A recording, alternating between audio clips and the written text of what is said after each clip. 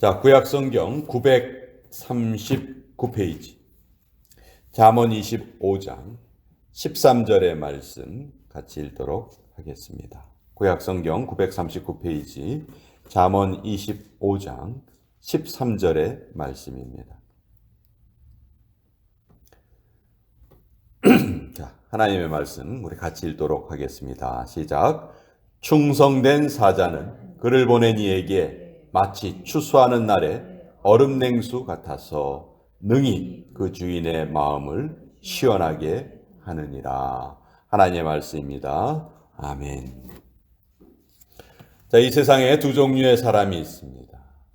열을 받게 하는 사람이 있고 또 한 사람은 열을 식혀주는 사람이 있지요.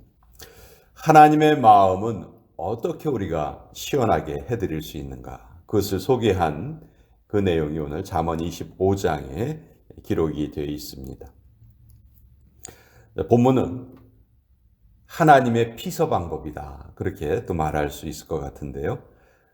여러분 생각해 보세요. 우리 사람이 생각해도 참 이 세상에 억울한 일도 많고 답답한 일도 많고 잘못된 일도 많고 우리가 생각해도 참 그런 일들이 많은데 온 우주의 사정을 다 알고 계시는 하나님의 입장에서 보시면 하나님이 모르시는 일이 하나도 없는데 그 하나님이 얼마나 답답하실까요? 오늘 하루도 하나님을 알지 못하는 사람들이 저지르는 죄악, 또 하나님을 믿는다 하면서도 제대로 하나님의 마음을 흡족하게 해드리지 못하는 그런 우리의 불신앙과 또 연약함 때문에 하나님의 마음이 얼마나 답답하실까. 사실 우리는 믿음 생활을 해나가면서 늘 우리 입장만 생각해요. 하나님 이거 힘들어요. 이거 어려워요. 이거 참 답답해요. 어쩔 줄을 모르겠어요. 늘 우리는 우리 입장에서 하나님께 기도를 하는데 한 번이라도 하나님의 마음은 어떠실까? 하나님이 지금 이 땅에서 일어나는 이 모든 일을 다 알고 계시는데 하나님의 마음이 얼마나 답답하실까? 오죽하시면 하나님이 내가 이 땅에 사람을 지었음을 한탄하노라, 후회하노라. 하나님이 그런 말씀까지 하셨거든요.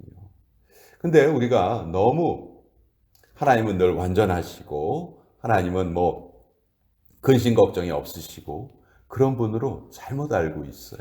늘 우리 생각만 해요. 그렇지 않죠? 하나님의 입장에서도 답답하고 안타까운 일이 너무너무 많으실 거예요. 그러면 어떻게 하면 우리가 그 하나님의 답답하심을 조금이라도 풀어드리고 조금이라도 기쁨을 드릴 수 있을까? 오늘 그 말씀을 좀 같이 나눠보려고 하는데요. 자, 한 나라를 대표해서 다른 나라에 파견하는 사람이 있죠. 우리가 보통 그런 사람을 대사라고 부릅니다. 또 특별한 임무를 가지고 간 사람은 특사라고도 부르고요. 아주 비밀스러운 사명을 가지고 가면 그런 사람을 밀사다 이렇게 불러요. 근데 오늘 우리 13절 말씀에 보면 충성된 사자는 그를 보낸 이에게 마치 추수하는 날에 얼음 냉수 같다 이렇게 표현하고 있죠. 충성된 사자, 여기에 사자는 보냄을 받은 사람 그런 뜻이에요. 자, 보냄을 받은 사람들 중에서 아주 충성스러운 일꾼은 그를 보낸 이에게, 그러니까 예를 들어서 우리가 하나님의 어떤 사명을 받은 사람들이죠.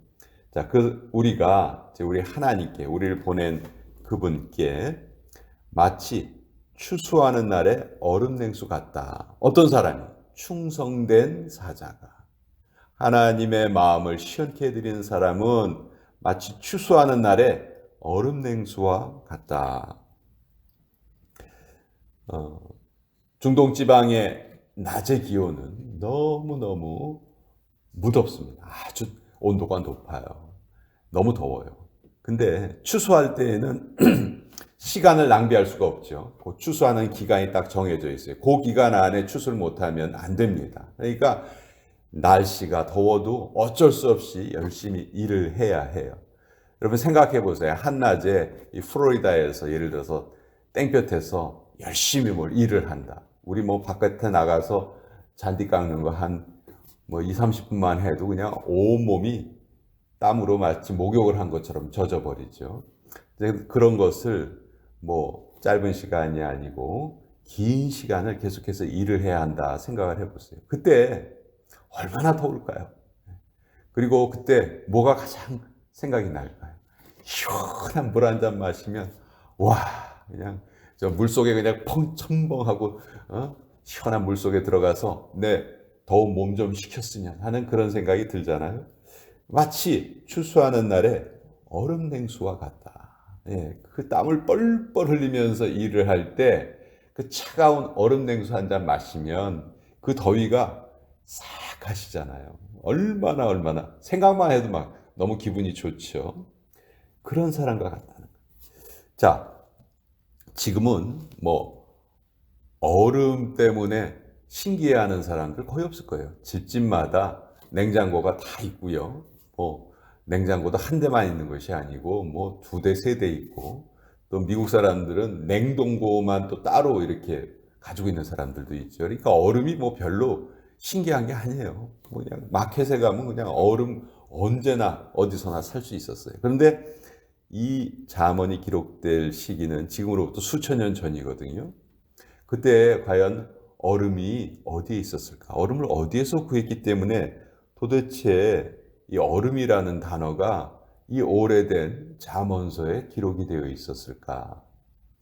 우리 한국만 해도 조선시대 왕들조차도 얼음을 함부로 먹을 수가 없었어요. 그렇죠? 그래서 그 용산 옆에 가면 거기 동빙고동, 서빙고동 그런 그 동네가 있잖아요. 빙고라는 말이 얼음 창고라는 뜻이거든요.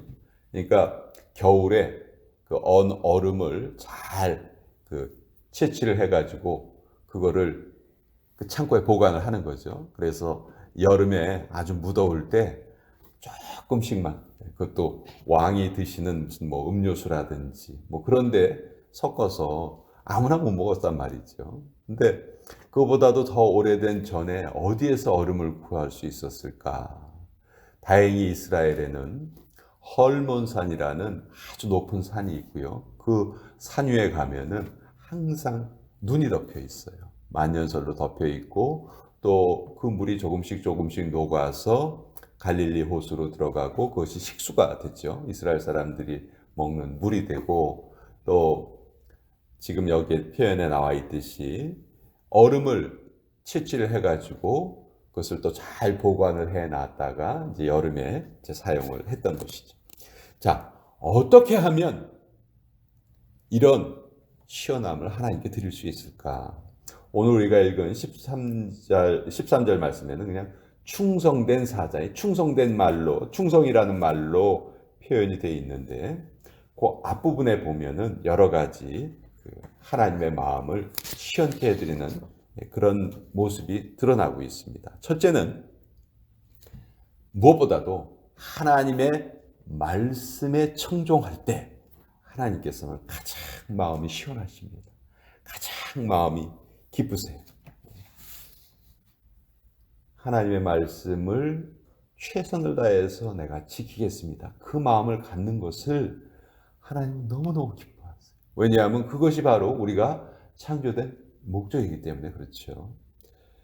또 하나님께서는 마치 이사야처럼 하나님께서 어떤 일을 하시고자 하실 때 주님, 제가 여기 있습니다. 저를 보내주시옵소서. 하나님의 일에 자원하는 심령을 기뻐하시고 그런 심령이 또 하나님의 마음을 시원케 해드리는 것이죠. 또 우리의 삶에 다른 사람과 다투지 않는 피스메이커, 화평하는 사람으로 살아갈 때 우리가 하나님의 마음을 기쁘시게 해드릴 수 있습니다. 성질내고 다투고 이런 사람들은 피스메이커가 아니고 트러블메이커라고 할 수 있겠죠. 그런 모습으로 살아가는 사람은 결코 하나님의 마음을 기쁘시게 해드릴 수 없겠죠. 또 하나님이 우리에게 주신 것 중에서 가장 귀한 선물 중에 하나가 이 언어의 선물입니다. 말을 할 수 있다는 것. 근데 이 말을 잘 사용하는 사람도 있고, 반면에 이 말 때문에 망하는 사람도 있고, 말을 잘못 사용하는 사람들이 있죠.